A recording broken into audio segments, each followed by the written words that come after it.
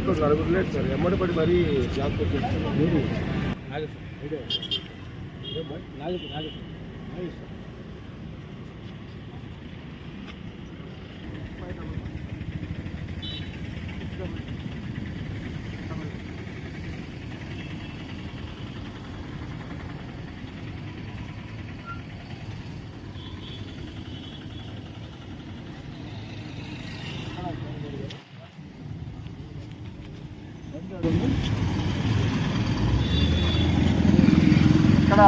ఎక్కడుందని అడుగుతున్నా.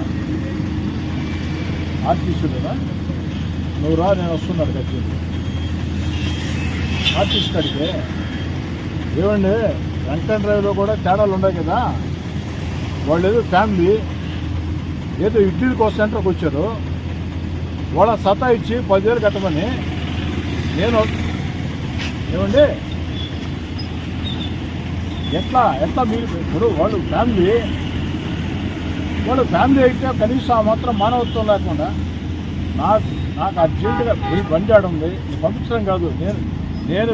నేను వేదాయపాడు సెంటర్లో ఉండా, వాళ్ళని నా కారు ఎక్కించుకొని ఆర్టీసీ కాడికి పోతుందా, మీరు ఆడికి వచ్చి బండి హ్యాండ్ ఓవర్ చేస్తే ఇంటికి పోతా.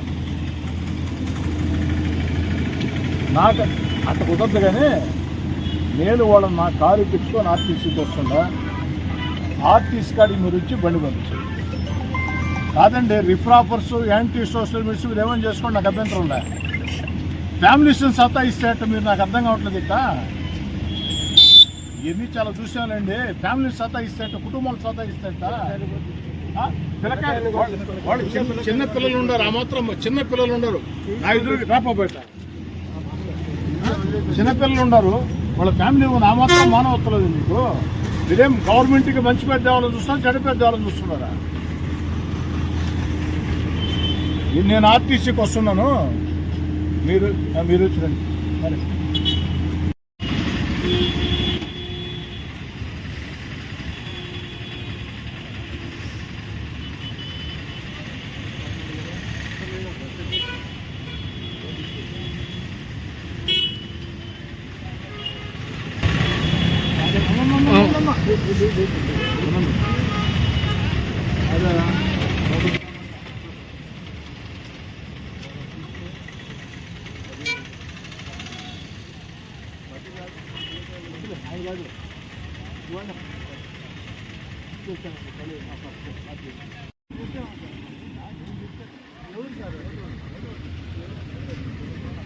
బయలుదేరు.